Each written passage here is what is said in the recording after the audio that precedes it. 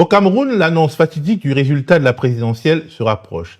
Après un scrutin émaillé de multiples fraudes, dont des bourrages d'urnes ou encore des manipulations des PV, les Camerounais attendent de savoir si le Conseil constitutionnel tranchera tout de même en faveur de Paul Biya pour un 8e mandat à la tête du pays. Et avant même que le couperet ne tombe, les fuites d'informations venant de la Commission nationale de recensement des votes, mais de manière générale du système institutionnel camerounais, font état d'une victoire de Paul Biya. Victoire avec de gros guillemets, bien sûr, avec environ 53% des suffrages contre environ 36% pour Issa Chiroma Bakary. Alors, rumeur, ballon d'essai, nul ne le sait, mais ces chiffres sont déjà sur la place publique et ils sont évidemment contestés par les porte-paroles de l'opposition. Entre la bataille des chiffres et les nombreuses images de fraude qui continuent d'être dévoilées sur les réseaux sociaux, l'incertitude n'avait pas pesé autant sur le scrutin d'une élection présidentielle au Cameroun depuis 1992. Et le désir de changement des Camerounais s'exprime aussi dans la rue, puisque des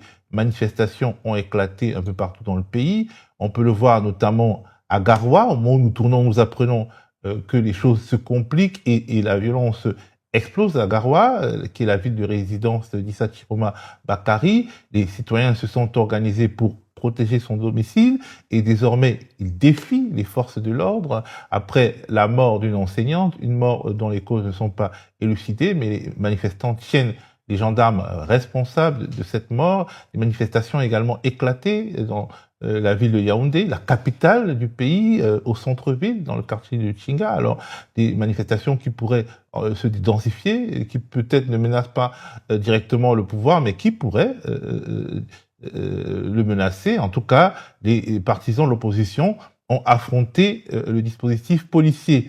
Ces mobilisations sont-elles le prémisse d'une période trouble après l'annonce finale du Conseil constitutionnel? On en parle avec Marie-Roger Bilois, journaliste, patronne de presse, fondatrice du magazine, ancienne patronne du magazine Africa International, fondatrice de nombreux titres, dont ici les gens du Cameroun. Bonjour Marie-Roger. Bonjour. Il y a des nouvelles très peu rassurantes qu'on entend, notamment à propos de la ville de Garoua. Marie-Roger Bilois, nos yeux sont rivés sur Garoua, mais ils sont également rivés sur Douala, qui est pour l'instant calme, mais qui a su se montrer remuante, et sur Yaoundé, où il y a quelque chose qui s'est donné à voir, ce qui n'est pas très très fréquent dans la capitale politique camerounaise. Eh bien, au-delà de ces remous qu'on voit actuellement, je crois que ce que j'ai envie de dire en premier, c'est que le long délai qui est organisé entre le vote des citoyens et la proclamation des résultats ne bénéficie pas seulement à ceux qui veulent orchestrer la fraude. Il nous aide aussi, il nous a en tout cas, m'a beaucoup aidé à collecter des informations, faire mon métier de journaliste sur le terrain. Et il apparaît maintenant très clairement qu'on n'a même plus besoin d'utiliser le conditionnel. Issa Chiroma Bakary a remporté cette élection haut la main. Et par moments, c'est carrément ce que les Anglais appellent landslide. C'est vraiment des raz-de-marée. On peut être surpris, mais c'est le fait. Et je peux dire, j'ai passé mon temps déjà à écouter les scrutateurs et beaucoup de choses qui sont revenues, qui remontaient du terrain, des gens qui étaient dans les bureaux de vote, etc. On a le temps de se faire une idée et on a une conviction. Et le problème, c'est que il y a plusieurs scénarios maintenant. Soit le pouvoir en place décide de passer outre en disant c'est vrai qu'ils ont été sonnés, ils s'attendaient pas à ça, personne s'y attendait. Moi je dis, je crois que même Chiroma lui-même ne s'y attendait pas. Et soit ils se disent, on va quand même écouter ce que les Camerounais veulent nous dire. Qu'est-ce que signifie l'ampleur de cette mobilisation, l'ampleur de ce vote qui a été exprimé très très clairement, où ils se disent on se referme sur nous-mêmes, on ne veut pas écouter, on veut se cramponner au pouvoir et arrive ce qui arrivera. Et ça c'est très très dommage. Et on voit, parce que ce aussi que j'observe, c'est on a une longue expérience des élections au Cameroun. On compare beaucoup à l'élection de 92. Celle de 2018, la dernière, où il y a eu aussi beaucoup de contestations, ne ressemble pas du tout à celle-là, à celle de cette fois-ci. On a quelque chose d'extrêmement populaire qui a transcendé les partis, qui a bondi, franchi les lignes, les barrières ethniques. Il y a ça c'est juste de l'observation, et je crois que quand on est un responsable politique, responsable de la nation, il est très important de voir qu'est-ce qui est bon à la fois pour eux-mêmes et pour le pays. Et là, dans ce cas précis, je crois qu'il est clair qu'une transition en douceur avec quelqu'un comme Chiroma est je dirais, c'est une chance pour notre pays, et c'est une chance aussi pour le pouvoir. Et donc, dans les scénarios possibles, soit, comme je disais, ils décident de l'ignorer, soit ils entendent la raison et ils créent des canaux de communication avec Chiroma pour organiser une transition, je veux dire, apaisée.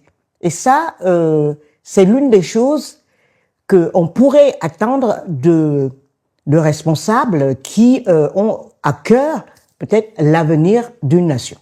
Marie-Roger Bullois considère que dans les coins rationnels des cerveaux de celles et ceux qui dirigent le Cameroun, il peut y avoir une place pour cet argument selon lequel mieux vaut une transition en douceur qu'une révolution brutale. C'est-à-dire mieux vaut finir entre les mains de Chiroma, entre les mains du peuple camerounais qui depuis des décennies est frustré. C'est un peu ce que vous dites, Marie-Roger. Oui. Je comprends le pessimisme et je le partage aussi parce que on les a vus à l'œuvre pendant toutes ces années. On a vu aussi même le type de campagne qu'ils ont fait avec forme d'arrogance. C'était totalement hors sol et ils étaient tellement sûrs de la victoire. Ça veut dire qu'ils ne voient pas, le peuple camerounais, ils l'entendent pas. Et c'est sûr qu'il y a quelque chose de très dérangeant là. Mais c'est pour ça que je dis. Je comprends à 1000% ceux qui sont pessimistes parce qu'ils se fondent sur des réalités. Mais une autre réalité est que l'être humain a un instinct de survie. Et je me dis que vu l'ampleur de la victoire de Chiroma, c'est-à-dire la victoire du peuple, l'expression populaire, c'est de ça qu'il s'agit. Et qui a été constaté, et ça m'a frappé, dans les cercles diplomatiques, dans les organisations internationales au Cameroun, dans tous les milieux. Et même la presse internationale commence à avoir nos discours. Qui était... En raison d'une dépêche AFP, voilà, qui disait que c'était plié. Que le président Biya était le super favori, que c'était plié. Et ben, ils ont vu sur le terrain que c'est pas ça qui se passe. Il y a quelque chose d'historique actuellement. Et que chacun doit reconnaître. Et donc, je me dis que parmi eux, et ça aussi c'est très important, c'est que la base du pouvoir s'est tellement réduite au fil des années. C'est-à-dire que ceux qui sont contents de ce pouvoir, qui en profitent et qui en bénéficient, qui sont prêts à le défendre bec et ongle, ils sont de plus en plus limités, ils sont moins nombreux qu'avant. Et quand on sait par exemple que c'est Issa Chiroma Bakary qui a gagné à l'état-major général, c'est-à-dire de l'armée, les militaires ont voté pour Issa Chiroma Bakary, par exemple. Ça, il y a plein de symboles comme ça. Donc, il y a quelque chose qui s'est passé et qu'il faut accepter. Je dis il faut, et je ne parle pas de morale ou de ça, tout simplement de bon sens et de pragmatisme. Et je crois que c'est... Alors, vous parlez également, Marie-Roger, de légitimité. Est-ce qu'aujourd'hui, si le président Biya, si le Conseil constitutionnel proclame une victoire de Paul Biya, est-ce que il pourra avoir des réserves de légitimité à l'intérieur du pays et des ressources à l'international? Chiroma ou Paul Biya. Absolument, mais c'est la seule chose qui lui reste à faire pour entrer dans l'histoire et sortir par le haut. S'il ne le fait pas, est-ce qu'il a aujourd'hui les ressources de légitimité à l'intérieur et à l'international, Paul Biya, pour empiler comme si de rien n'était? Je crois que cette légitimité, non seulement il a perdu par les faits, c'est-à-dire son état physique déjà, et je crois que déjà depuis 2018, tous ses partenaires internationaux qui avaient plus ou moins accepté un nouveau mandat se disaient que c'était le dernier. Parce que à la fin de celui-là, il allait atteindre 92 ans. Et chacun pensait que c'est terminé. Et donc là, vu l'ampleur, J'insiste, ça c'est important. C'est pas juste une petite victoire. C'est un raz-de-marée, c'est un tremblement de terre. Et les partenaires internationaux le voient aussi. Il faut pas toujours se mettre du mauvais côté de l'histoire ou en porte-à-faux. C'est pas leur intérêt non plus. Donc, je crois que l'affaire, c'est aux Camerounais qui revient de régler ça en adulte.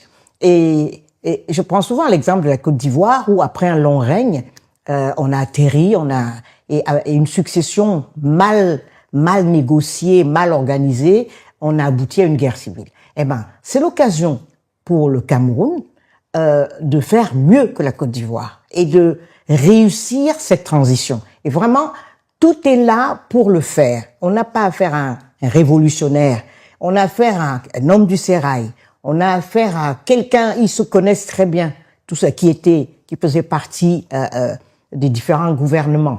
Et voilà, certains le soupçonnaient même au début d'être un sous-marin du pouvoir. C'est pour dire qu'il y a moyen de négocier avec lui. Et c'est ce qu'il faut faire maintenant.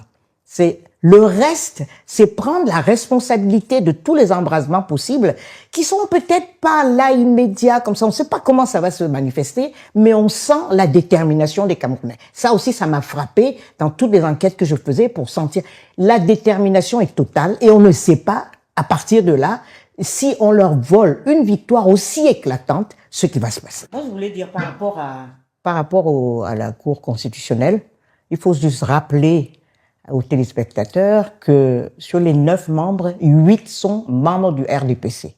Donc, je crois que rien déjà, ça montre leur partialité, j'allais dire organique. La deuxième chose aussi, parce que j'entends des gens dire Chiroma ne respecte pas les institutions, mais enfin, c'est très frappant que, par exemple, pour les élections, on estime que si vous n'avez pas de représentants pour vérifier, c'est automatiquement la fraude. Ça veut dire que le système est fait pour frauder. C'est-à-dire le système est fait pour frauder et au lieu d'être impartial et de donner des résultats normaux, on fait comme si vous êtes obligé de tout surveiller. Ça aussi, c'est un problème. On fait comme si c'était normal et ça allait de soi, que à partir du moment où il n'y avait pas de scrutateur envoyé par tel ou tel parti, c'est normal que les résultats soient biaisés. Non, ce n'est pas normal. Ça devrait être une institution qui fonctionne pour tout le monde. On a vu encore que Elecam aujourd'hui, c'est aujourd'hui qui publie les listes électorales. C'est hier ou aujourd'hui. Enfin, c'est une blague. Après le scrutin. Bien après le scrutin. Donc, il y a tellement de dysfonctionnements qu'on peut comprendre qu'un citoyen, un candidat comme Chiroma, qui a vu, comme nous tous, toute une série de fraudes organisées, là c'était filmé en Mondovision, se disent, et dans ce contexte précis, se disent qu'il faut peut-être choisir une autre stratégie. Alors justement, dernière question, je vais vous la poser à vous deux. Est-ce que la communauté internationale peut quelque chose? Manmana considère qu'il y a personne de bonne volonté au sein du pouvoir pour engager un dialogue fructueux avec l'opposition, avec Issa Chiroma, en tout cas le président manifestement élu. Et est-ce que la communauté internationale, est-ce que notamment la France peut agir aujourd'hui pour la France et les États-Unis, est-ce qu'elles peuvent agir pour faire entendre raison au système qui dirige le Cameroun en ce moment? Et est-ce que sinon une révolution populaire, une révolte populaire, quelque chose comme ce qui s'est passé à Madagascar, est-ce que c'est possible au Cameroun? Marie-Roger. Alors, il y a pas mal de choses qui circulent. L'observation qu'on peut faire, c'est que contrairement peut-être aux autres scrutins, il y avait une base électorale du RDPC plus large qu'aujourd'hui. Il y a tellement de mécontents, même au sein du RDPC. Justement, c'est pour ça que Chiroma gagne de cette manière, qui ont voté contre le président sortant. Donc, ça veut dire que beaucoup souhaitent le changement dans leur pays. Ils sont à des postes de fonctionnaires. Je connais même des ministres qui me disent j'aime bien être ministre, mais dans un système qui fonctionne, parce que ils voient comment tout doit être envoyé à la présidence et c'est bloqué là-bas, ça revient plus. On a vu parce qu'il n'y a pas de conseil des ministres. Il n'y a pas de conseil des ministres. Finalement, l'administration, la présidence est au-dessus du gouvernement d'une manière ou d'une autre. Le pauvre premier ministre, n'a pas la moindre once de pouvoir. On a vu, par exemple, là, il y a 3, 4, 5, 6 générations de promotion de magistrats qui sont en attente parce qu'on le Conseil supérieur de la magistrature, qui est présidé par le président de la République, ne se réunit plus, donc des magistrats en rade.